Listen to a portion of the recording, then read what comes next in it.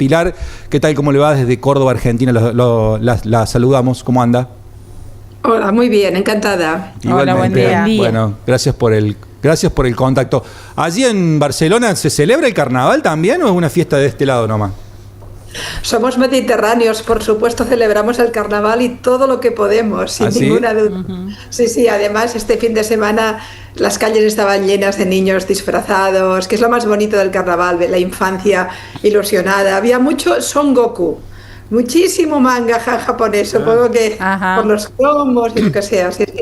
Pero sí. Estaba viendo, porque hay muchísimo material disponible del Carnaval de Cádiz y las mega producciones musicales de las orquestas estas. Increíble ese carnaval. Me dio muchas ganas de conocerlo también.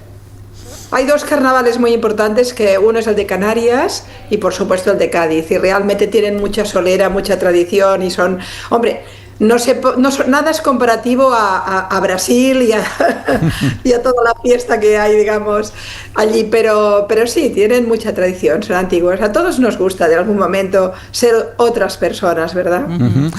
Pilar, bueno, vamos a hablar de muchos temas, pero quería arrancar por lo que está sucediendo en Cuba.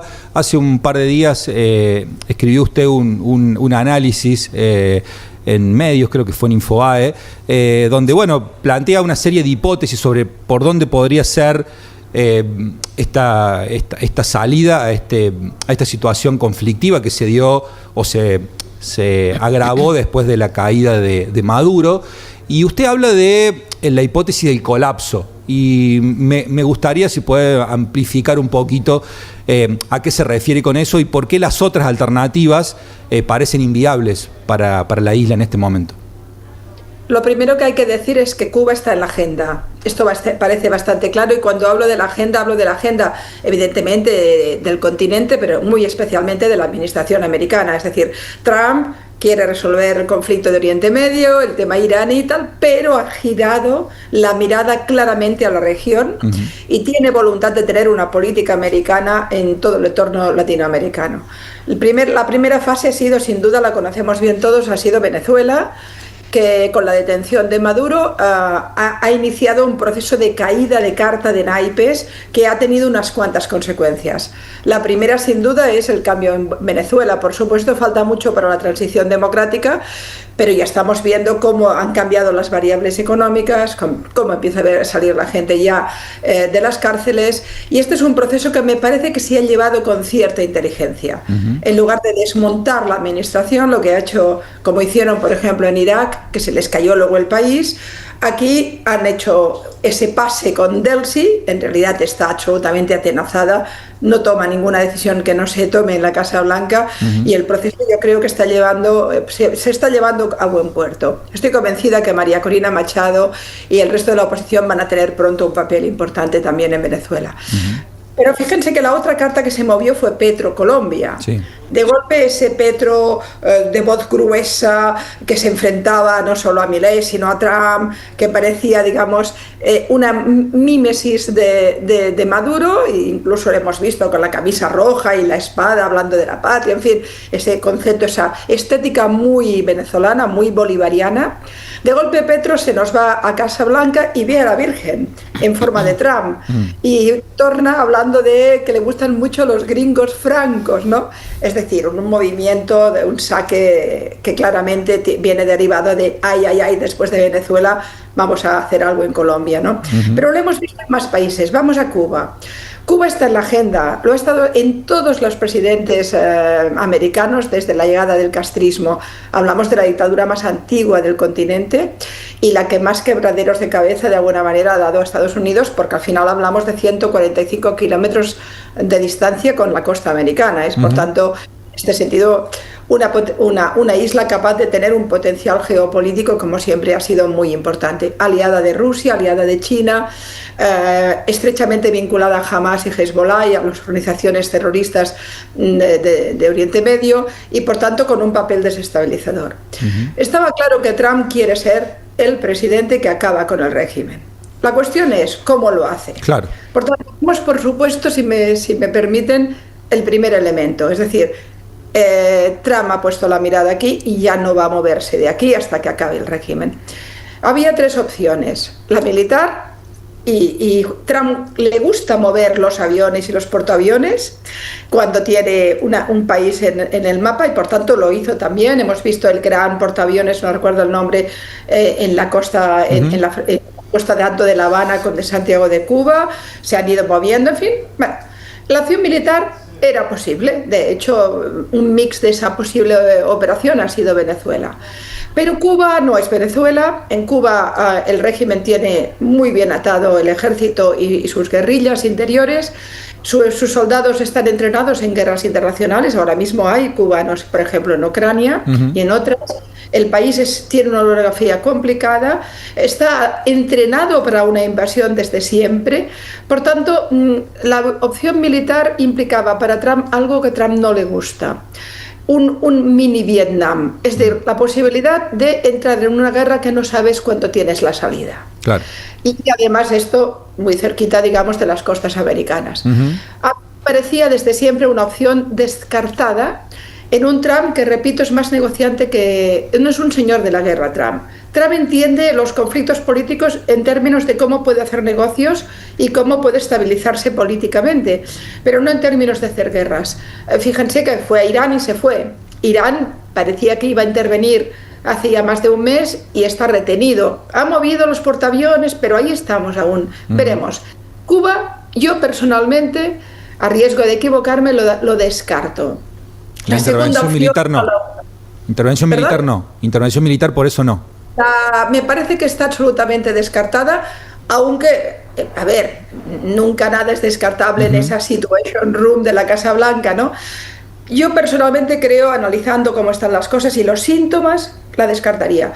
La segunda opción parecía la que más gusta a Trump, que es la de tener elementos internos del régimen que sean o seducibles o controlables o negociables, y por tanto que puedan buscar una Delcy a la cubana. No parece posible esto de momento, mientras el régimen aún esté tan fuerte y tenga obviamente un apoyo importante la familia castrista de los Castro. Más allá del presidente, que es francamente una marioneta, continúan dominando profundamente todos los sectores intermedios y la dirigencia cubana. Por tanto, esa opción de decir, bueno, vamos, secuestramos o nos llevamos al presidente cubano y ponemos un gobierno transitorio que controlamos, no parece ahora, en este momento, posible. Por tanto, solo quedaba la opción colapso. Y todos los síntomas nos han llevado aquí. Mire que ¿A qué se refiere con colapso? ¿Que se mueran de hambre? Colapso se refiere a ahogar económicamente completamente al régimen y por tanto a la isla, sin ninguna duda. A las personas, a los habitantes de Cuba. Sí, nos referimos sin ninguna duda a un problema humanitario importante. Esto no está claro. Lo que ocurre es que también el tema humanitario se puede ir resolviendo con los aviones que están enviando a México con ayuda económica, ayuda alimentaria, pero la manera que creo que tiene la administración, no entro en valorarlo si es bueno o malo, lo que digo es que la manera que la administración tiene de acabar con el régimen parece que es claramente la del colapso económico. Y tenemos los síntomas muy claros. El primer síntoma es la orden ejecutiva que ha firmado Trump, amenazando no, abiertamente, confirmando que pondrá aranceles muy importantes a los países que envíen petróleo a Cuba. Cuba tiene una necesidad de 110.000 barriles al día. Solo consigue tener por su propia producción 40.000. Por tanto, es deficitaria en 70.000 barriles diarios. Esto lo cubría con los barriles que llegaban de Venezuela y que llegaban de México. Venezuela se ha cortado en seco y México mantenía, en enero aún envió, en todo el 2026 ha enviado 86.000 barriles, si no me equivoco, pero el día después, 2 días después de la detención de Maduro, dejó de enviarlos. Y la orden ejecutiva americana va para México. Es decirle a Sheinbaum, si tú envías petróleo a Cuba, vamos a tener un problema comercial muy importante. No olvidemos que Estados Unidos es el primer socio negociador con sus acuerdos comerciales con Estados Unidos. De momento Sheinbaum no ha enviado ningún petróleo más. Tenemos por tanto una Cuba que ya no tiene el petróleo venezolano y no tiene el petróleo mexicano, y con su capacidad de producción no llega a abastecer ni la industria, ni las granjas, ni tiene ya capacidad tampoco agrícola, no pueden alzarse los aviones, no puede entrar el turismo, todo queda cerrado. Además hay otros 2 síntomas más. Uno es Guatemala, que acaba de cerrar su acuerdo comercial con Cuba, que viene desde épocas también muy remotas, de la entrada de médicos cubanos y también personal de seguridad, que saben ustedes que este era un plan de ingreso de dinero que tenía Cuba desde hacía muchos años por todo el entorno. De hecho, recuerden ustedes que los que murieron de la seguridad de Maduro eran cubanos. Cuba vende seguridad y también médicos y otros elementos que le permitían ingresos económicos. Guatemala, casualmente, lo ha cortado a un mes, a pocos días, de firmar un acuerdo comercial con Estados Unidos. Me parece que está vinculado. Nicaragua, Ortega, que yo diría que era socio fundador del eje bolivariano, por tanto alguien también en este sentido claramente pro-cubano, de golpe ha cortado la vía de entrada que tenían los cubanos, imponiendo un visa de entrada. Esta era la ruta más popular de los cubanos para llegar a Estados Unidos, que ha quedado cortada, y era un ingreso de dinero también muy importante. Si añadimos, para acabar, que una parte importante del petróleo que recibía de Venezuela, Cuba lo utilizaba para la reventa y el ingreso de divisas, estamos de una situación energética terrible. Se habla de alrededor de 20 horas al día sin luz, de una crisis alimentaria sin ninguna duda importante, una crisis de medicamento y una incapacidad de que la industria de la agricultura funcione, aparte del hundimiento del turismo. Pilar. Esta es la situación hoy por hoy en Cuba, y yo creo que es la opción estratégica que Estados Unidos ha implementado. No, le pregunto, en el día después, supongamos que colapsa el sistema, no tiene sistema de partidos políticos, más de 60 años gobernado por la dictadura castrista. No habría una invasión militar tampoco que llevaría a elementos de Estados Unidos a tomar el control. ¿Qué imagina usted, qué salida puede tener Cuba a partir de este colapso que usted mi impresión, por supuesto, ya entramos en el terreno ya no tanto de los datos que tenemos, sino de la especulación, pero mi impresión es que en paralelo con este ahogo económico ya han empezado las negociaciones. De hecho, tenemos también aquí síntomas. Fíjense ustedes, la presidenta Sheinbaum ha ofrecido México como territorio neutral para las conversaciones de Estados Unidos con Cuba. Trump ha avisado ya varias veces que aún están a tiempo de negociar. Y el otro día Candel, el presidente cubano, dijo que él no tenía problemas en hablar con los americanos, que es un cambio de retórica muy importante, porque hasta hace 2 días Cuba nunca planteaba esos términos. ¿Qué hace pensar? Y además el propio Trump, creo que fue, o Marco Rubio, no recuerdo, que ya dijo: estamos hablando con los cubanos. Y si ustedes hablan con la comunidad cubana en Florida, que tiene normalmente muy buena información, porque muchos senadores y políticos, digamos, les informan más o menos directamente, la impresión que tienen ellos es que las conversaciones ya han empezado. Yo creo que la estrategia es ahogar completamente el régimen, que eso implica obviamente un colapso en el propio país muy severo, y la necesidad de encontrar una salida negociada a la situación económica. Podría venir China o Rusia a ayudar a Cuba, pero no parece tan fácil. También Rusia podía ayudar a Siria y la dejó caer. También podía ayudar a Irán y no se metió.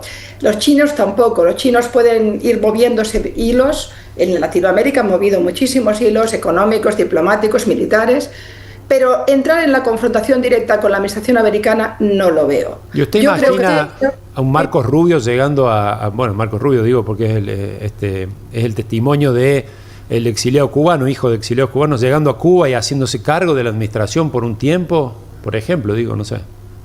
Marco Rubio lo escribió en un libro, no recuerdo el título del libro, es algo así como Hijo de Cubano, no me acuerdo cómo es el libro, pero en ese libro explica que su sueño político es llegar un día a Cuba y presidir una Cuba libre. Esto está escrito, por tanto no va usted equivocado. Pero de todas formas me parece que sería especular mucho. Es decir, yo creo que empezando a conocer cómo funciona la administración americana y hacia dónde va siempre Trump siempre hace tres cosas. Primero, hace el golpe en la mesa, mueve pieza militar, asusta. Después avisa. Y si hay alguna vía de entrada, negocia. Y si no, hace una acción determinada. Le ha salido muy bien Venezuela y le ha salido muy bien también Oriente Medio. De manera que, a pesar de que ahí aún tenemos mucho lío, pero yo creo que es lo que él quiere. Por tanto, pensar que ¿qué pasará si el régimen empieza a resquebrajarse o empieza a negociar? Yo creo que hablamos de un gobierno del sí, de un gobierno de transición hacia un proceso democrático. No me imagino a Marco Rubio llegando en el Force One diciendo voy a ser presidente. Yo creo que esto va a ser mucho más útil, quizá menos bonito para aquellos de la oposición cubana que llevan toda su vida esperando que cayera el régimen. Ha pasado lo mismo con la oposición venezolana, que todo el mundo pensaba que el día que va a llegar María Corina Machado a Caracas iba a llegar a la presidencia. Esto no es así. Esto es más complicado, es más y lento, además la economía cubana no es la economía venezolana, para ponerla en marcha. Pero pueden llegar a serlo. Piensen que uno de los elementos de negociación que yo creo que se dan en estos momentos, si no estamos equivocados y ya están hablando, que yo creo que esa es una idea que podemos poner sobre la mesa. Uno de los elementos es que Cuba es una isla que tiene un potencial económico disparatado. Y en el momento en que empiecen a entrar sectores turísticos, por ejemplo, sectores agrícolas, sectores industriales, ayudar a la isla puede tener un potencial enorme. Yo creo que el milagro venezolano está impactando también en Cuba. Venezuela hace 2 días tenía colas para la leche y para el pan. Y en este momento está haciendo ya grandes proyectos petroleros. Es decir, esto es que es también lo que ha impactado en Colombia, que esto funciona. De manera que yo creo que lo que hay sobre la mesa es, a ver, de qué manera el régimen va a una situación diferente en la cual se abren las puertas y se empieza un proceso democrático donde puedan entrar las empresas y pueda gestionarse de manera capitalista, por decirlo así, la economía cubana. Bien, Pilar. Todo es especulación, claro, todo es... Claro. Bien, no sé si tenían alguna otra pregunta sobre Cuba, porque yo quería traerla ya a Argentina, para que no se nos acabe todo el tiempo y no dejar de preguntarle sobre Argentina. El presidente Javier Milei, ¿cómo lo ve en este momento? Está llevando adelante una discusión que, bueno, venía de una manera y se ha complejizado, se ha complejizado más de lo que sucedía antes, que es la de reforma laboral. Es una de estas reformas estructurales que él plantea tienen que abrir esta nueva etapa del gobierno, ¿no? En sus 2 segundos años para, él dice, bueno, poder terminar de plasmar su modelo económico y terminar de cambiar paradigmas en Argentina. ¿Cómo está viendo ese punto del presidente? Las reformas laborales nunca son fáciles en ningún país del mundo y en ningún tipo de gobierno del color que sea. Pues siempre acostumbran a crear grandes tensiones sociales, lógicamente, porque hablamos, como bien decía, de un cambio de paradigma. Pero si Milei tiene un proyecto económico para Argentina, puedes estar a favor o en contra de ese proyecto, pero él cree que es un proyecto que lanza a Argentina al mundo, que además tiene un potencial importante, además él está geopolíticamente bien situado, por ejemplo, en este cambio de paradigma que se da en toda la región bolivariana, en toda digamos el inicio del sur del continente, Colombia, Venezuela, Nicaragua, Cuba. Argentina tendrá un papel, porque al final estamos hablando de un político que está en la primera línea al lado de Trump. Por tanto, Argentina tiene, tanto en el potencial geopolítico como en el económico, juntamente con las medidas que Milei está implementando, un potencial importante. La cuestión es si lo va a conseguir y si esto va a ser un gran éxito o un gran fracaso. Nunca sabes cuando entras en un proceso de cambio tan importante. Lo cierto es que de momento no le está yendo mal económicamente a Argentina, al menos en los grandes términos, y la imagen que tiene fuera es una imagen de éxito momentáneo. Nadie se atreve a más allá de eso. Pero lo cierto es que para tirar adelante todo su proyecto económico necesita la reforma laboral. Y esto yo creo que los votantes que han votado a Milei lo saben o lo tienen que saber. Y las reformas laborales no son fáciles. Lógicamente se complican parlamentariamente y se complican muy a menudo socialmente. La calle a veces hierve. Pero me parece que no se equivoca en su proyecto. Si tienes otro tipo de proyecto económico, quizá no haría falta, pero sí que es necesaria. ¿Alguna consulta más? No, quería preguntarle, volviendo un poquito al rol de Trump en Latinoamérica, que internamente en la política de Estados Unidos no parece irle tan bien como le va en el vecindario latinoamericano. ¿Le ve permanencia a ese proyecto y a esa manera de administrar las relaciones en el continente? No, yo creo que en política interior Trump es un desastre. Me parece que en lugar de resolver conflictos los ha creado claramente, y una parte de su votante probablemente se ha girado para mal o para bien. Pero yo creo que hay un Trump y una administración o un equipo en política internacional bastante bien dirigido, y en cambio en lo interno le pesa los aspectos ideológicamente más extremos que tiene su propia gente. Y es ahí donde yo creo que se equivoca profundamente. Es decir, el Trump del ICE es un Trump que difícilmente va a tener complicidades o aliados en ningún lugar porque es impresentable. Y yo creo que ahí el MAGA pesa más. Es decir, ahí el peso ideológico pesa más en la política interior. En cambio, en política exterior, el tipo se ha dejado aconsejar por gente que sabe mucho de política exterior, y ahí no se está equivocando. Respecto a si esto tiene una influencia o no en el papel de Estados Unidos en el continente, no lo creo. Es decir, yo creo que más allá de la cuestión migratoria, que realmente no creo que a ningún latinoamericano le guste para nada lo que está pasando, pero en cambio la inmensa mayoría de países hoy por hoy quieren tener buenas relaciones económicas y comerciales con Estados Unidos. Y para mí el ejemplo más claro es Ortega o es Petro. Fíjense ustedes qué viraje ideológico han hecho en 2 días, en nada, porque no quieren quedar fuera de la ecuación. Piensen que Venezuela se puede convertir en un hub energético de toda la región. Hasta ahora era un desastre, pero si finalmente ese petróleo que tienen pesado se refinaliza bien y se consigue industrializarlo, estamos hablando de un potencial energético muy importante que economiza toda la región. Entonces, yo creo que hoy por hoy los dirigentes latinoamericanos están pensando más en qué papel tendrán su país respecto a Estados Unidos que en si les gusta o no les gusta Trump. ¿Incluye a Lula ahí, en esa lógica? Lula sí, incluyo a Lula. Incluyo a Lula y a Sheinbaum. Quizás serían los 2 dirigentes más importantes y más anti-Trump. Exacto.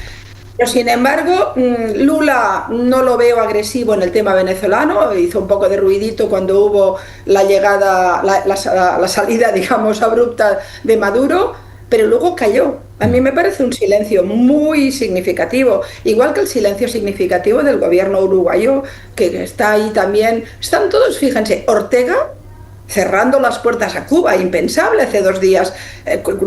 Nicaragua forma parte de la locura de Maduro y del chavismo, ¿no? Y sin embargo, ¡pam! Petro es el ejemplo más claro, porque hasta hace 2 días su retórica era muy incendiaria contra Trump, igual que contra Milei, ¿no? Y de golpe se ha vuelto como hoy por hoy todo el mundo valora la sensatez que ha tenido en la conversación con la Casa Blanca, el papel de moderación, bla, bla. Es decir, Lula ha hecho lo mismo sin tanto ruido. Es decir, Lula sencillamente ha bajado los decibelios de sus declaraciones. Y la presidenta Sheinbaum es exactamente lo mismo. Ha continuado diciendo, por ejemplo, en el tema de Cuba, que hay que ayudar a los cubanos, que esto puede ser un desastre humanitario, que tiene razón, sin ninguna duda, en ese punto. Pero en cambio no se ha enfrentado el mismo día, le pongo el ejemplo, el mismo día que hizo, creo que fue la semana pasada, que hizo las declaraciones hablando de Cuba, envió a su secretario de Estado para las relaciones con Estados Unidos a hablar con la Casa Blanca para saber los límites de la orden ejecutiva de Trump. No para discutirlo, sino para saber hasta dónde podían actuar. Hombre, si Sheinbaum baja el tono y Lula baja el tono, Trump está ganando el continente sin ninguna duda. ¿Quién se le va a enfrentar? Solo quedan los cubanos y están como están. No, yo creo que sí, que le está saliendo bien la estrategia latinoamericana. Pilar, le agradecemos muchísimo el contacto, ha sido muy amable, muy interesante escucharla. Que esté muy bien. Buen día. Para Córdoba lo que haga falta. Siempre que venga, muy bien. Muchas gracias. Gracias, ha sido muy amable. Bueno, ahí pasaba Pilar Raola con un análisis punzante, pese a la distancia, muy conocedora finamente. Sí, absolutamente. Leía sobre Cuba, para cerrar, esta idea que hay de que los cubanos están preparados, lo decía recién Pilar Raola, que están preparados para la resistencia, que Castro siempre se ocupó de hacérsela difícil. Obviamente, como un punto. Pero también esa no es el mismo pueblo, esa revolución que en aquel momento era una bandera, para muchos es una cárcel hoy en Cuba, y todas las deficiencias humanitarias están haciendo mella.